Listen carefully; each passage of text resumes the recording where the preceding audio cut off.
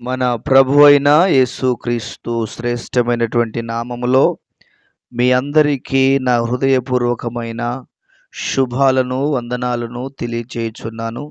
ఈరోజు దేవుని యొక్క వాక్యము మత్తయి సువార్త 12వ అధ్యాయం 48వ వచనము 49వ వచనాన్ని గనక మనం చూస్తే, అక్కడ అందుకాయన తనతో ఈ సంగతి చెప్పిన వాని చూచి, నా తల్లి ఎవరు, నా సహోదరులెవరు అని చెప్పి తన శిష్యుల వైపు చెయ్యి చాపి, ఇదిగో నా తల్లియు నా సహోదరులను, పరలోకమందున్న నా తండ్రి చిత్తము చొప్పున చేయువాడే నా సహోదరుడును నా సహోదరియు నా తల్లియు అనెను. మరొకసారి చదువుకుందాం. మత్తయి సువార్త 12వ అధ్యాయం 48, 49, 50. అందుకాయన తనతో ఈ సంగతి చెప్పిన వాణ్ణి చూచి, నా తల్లి ఎవరు, నా సహోదరులెవరు అని చెప్పి తన శిష్యుల వైపు చెయ్యి చాపి, ఇదిగో నా తల్లియు నా సహోదరులను, పరలోకమందున్న నా తండ్రి చిత్తము చొప్పున చేయువాడే నా సహోదరుడును నా సహోదరియు నా తల్లియు అనెను. దేవునికి మహిమ కలుగునుగాక.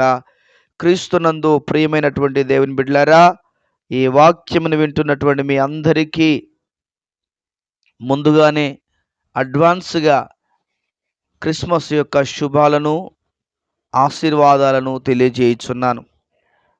ప్రియులారా, చదువుకున్నటువంటి దేవుని వాక్యాన్ని మనం ధ్యానం చేసుకుంటే, యేసు తల్లి ఎవరయ్యా అని ఎవరైనా అడిగితే సడన్గా మనం మరియమ్మ పేరు చెప్తాం.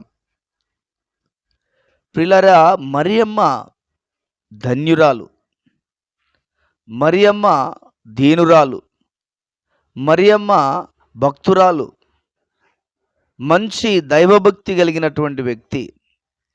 క్రిస్మస్ దినాలలో, క్రిస్మస్ వాతావరణంలో మనం ఉన్నాం కాబట్టి చాలామంది మరియమ్మను దేవతగా పూజించేవారు లేకపోలేదు, మరియమ్మను ఆరాధించేవారు లేకపోలేదు. ప్రియులారా, గమనించండి, దేవుడు సడన్గా మన ముందు ప్రత్యక్షం కాడు. దేవుడు ఒక వ్యక్తిని వాడుకుంటాడు. దేవుడు ఒక వ్యక్తి ద్వారా కనపడతాడు. దేవుడు ఒక వ్యక్తి ద్వారా తన్ను తాను తెలియపరుచుకుంటాడు, ప్రత్యక్షపరుచుకుంటాడు. అదేవిధంగా యేసు ప్రభువు కూడా ఈ లోకానికి వచ్చినప్పుడు మరియమ్మను దేవుడు వాడుకున్నాడు.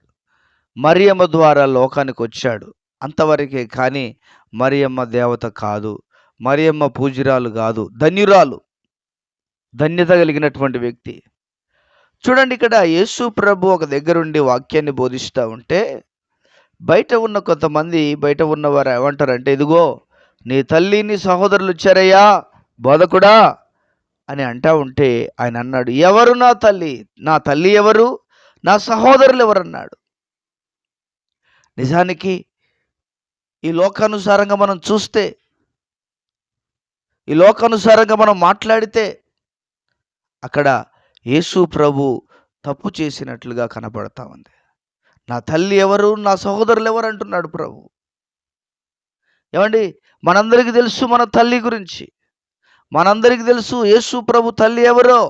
కానీ అదే యేసు ప్రభు అంటున్నాడు, నా తల్లి ఎవరు, నా సహోదరులు ఎవరు. ఇక్కడ మనం దేవుని వాక్యాన్ని అర్థం చేసుకోవడానికి ప్రయత్నం చేద్దాం. అందరూ దేవుని వాక్యం వింటూ ఉంటే, అందరూ దేవుని వాక్యము గురించి తహతకలాడుతూ ఉంటే, అందరూ దేవుని వాక్యాన్ని గురించి ఆకలి దప్పులు కలిగి ఉంటే, యేసు ప్రభు తల్లి సహోదరులు వాళ్ళు బయట ఉన్నారు. లోపట ఉండవలసినటువంటి వారు, వాక్యము వినవలసిన వారు, వాక్యము కొరకు జీవించవలసిన వారు, వాక్యమును నా ప్రియమైన దేవుని బిడ్డలారా అందరూ వింటున్నట్టుగానే వారు కూడా వినవలసి, దేవుని సన్నిధిలో ఉండవలసినటువంటి వారు బయట ఉన్నారు. ప్రియులారా, అందుకనే ప్రభువైన యేసుక్రీస్తు అంటాడు, నా తల్లి ఎవరు, నా సహోదరులు ఎవరు. తల్లి అంటే గౌరవం లేక కాదు, తల్లి అంటే మర్యాద లేక కాదు, తల్లి అంటే ప్రేమ లేక కాదు. ప్రియులారా, గమనించండి, ఆ గౌరవంతోటే, ఆ ప్రేమతోటే, ఆ యొక్క మర్యాదతోటే కదా సిలువలో వేలాడుతున్నప్పుడు యోహాను భక్తునికి మరియమ్మను అప్పగించాడు.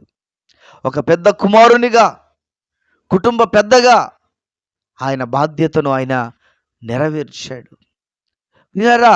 ఇక్కడ మనం గమనించాలి, బాధ్యత లేక కాదు, ప్రేమ లేక కాదు, కానీ అందరూ దేవుని వాక్యం వింటుంటే నా తల్లి అనబడుతున్నటువంటి వారు, నా సహోదరులు అనబడుతున్నటువంటి వారు బయట ఉంటే ఎలా ఉంటుంది?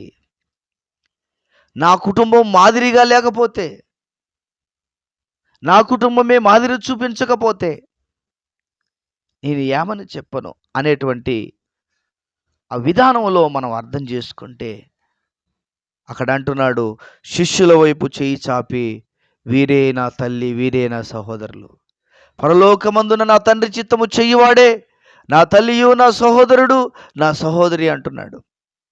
అంటే చూసారా, ఇప్పుడు మనం గమనించాలి, ఎవరు ఆయన తల్లి, ఎవరు ఆయన సహోదరులు అంటే పరలోకమందున్నటువంటి దేవుని చిత్తమును చేయువాడే, దేవుని చిత్తము చొప్పున చేయువాడే, దేవుని చిత్తము చొప్పున నడుచువాడే, దేవుని చిత్తము చొప్పున జీవించువాడే యేసు ప్రభువుకు తల్లి, యేసు ప్రభువుకు సహోదరుడు, యేసు ప్రభువుకు సహోదరి.